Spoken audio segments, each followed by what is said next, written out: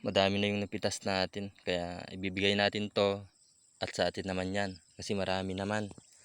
What's up guys, ayan ay papunta na naman tayo sa bukid syempre, at pupunta tayo dun sa ating mga baka at saka kalabaw.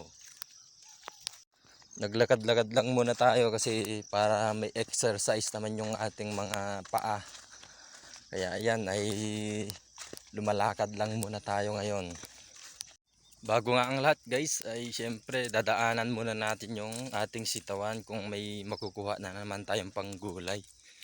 Syempre kailangan natin na tignan lagi para yung mga bunga niya ay hindi masayang. Kasi pag matigas na yung bunga niya ay syempre yung buto na lang yung nakukuha natin, pero mas maganda kasi pag pati yung balat niya kasi mas masarap din yun. Matamis. Ayan, papunta na nga tayo dun sa ating sitaw.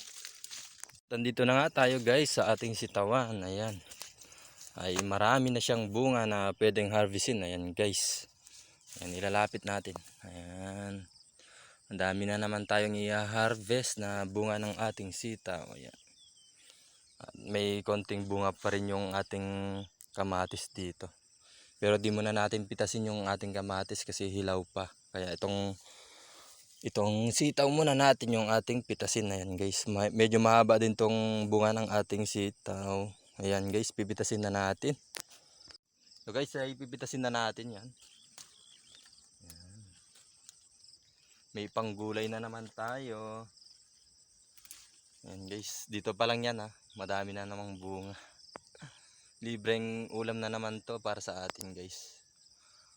At habang parami ng parami yung kanyang talbos guys, ay parami ng parami din yung kanyang bunga. Kaya solve na solve lagi tayo sa ating pangulam. Hindi natin na problemahin. Kasi masarap naman tong sitaw guys. Ayan. Madami na pero andun pa. Kaya ayan ay libre na naman. Madami na siyang ano guys, talbos, kaya ganyan ay marami na rin siyang bunga. Ayan guys, ay tapos na tayo nagpitas ng ating sitaw. At ito lang pala yung nakuha natin. Joke lang, ang dami yan guys. Ayan, sa baba pa.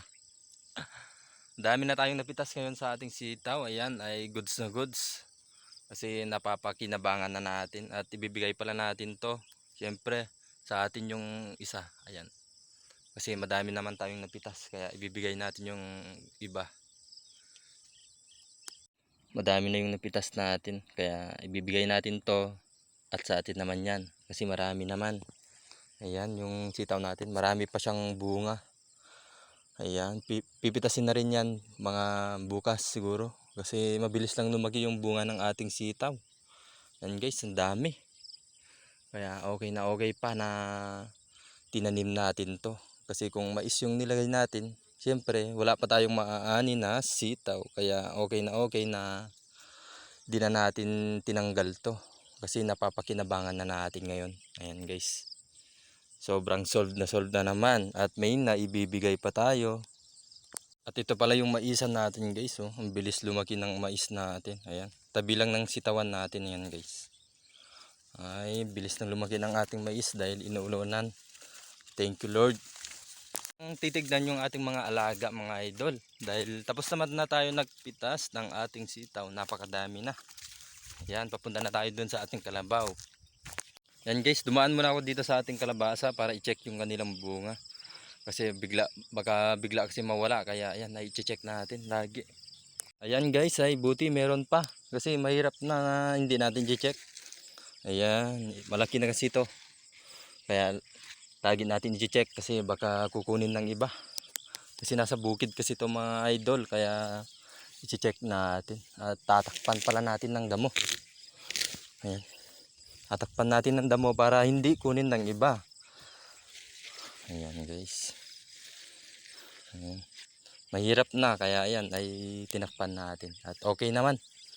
Wala naman tayong ima-manual pollinate, kaya atin lang binisita yung kanyang bunga dito. Kasi baka mamaya ay kinuha na pala, ay naghihintay tayo na may ma-harvest tayo, tapos kinuha na pala, no.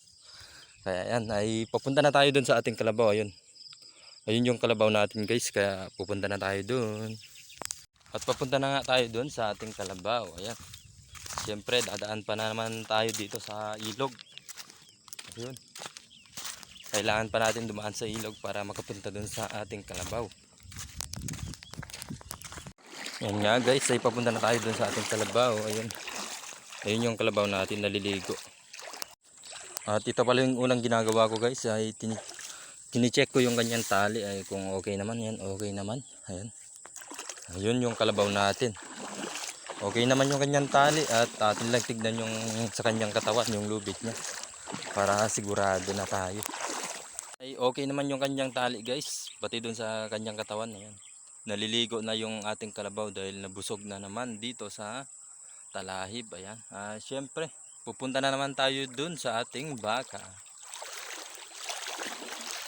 Okay naman na. At ayan nga guys, ay papunta na tayo dun sa ating baka. At nandito na nga tayo sa ating baka. Yan, ayun pa yung dalawang baka natin. Ito muna yung maliit yung titignan natin yung tali niya. Sabi, maamo yung baka natin. Lumalapit agad pag pumupunta tayo dito. Baka guys. Okay naman yung tali ng ating baby baka at pupunta naman tayo dun sa dalawang baka natin. Pero ililipat natin to mamaya.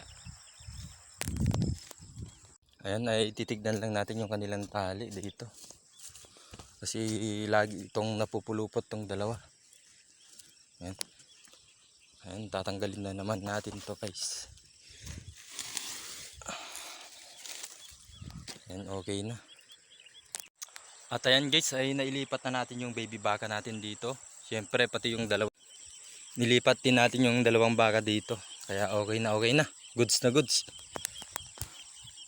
At dahil okay naman na yung anilang tali, siyempre uwi na tayo kasi papasok pa tayo sa ating trabaho.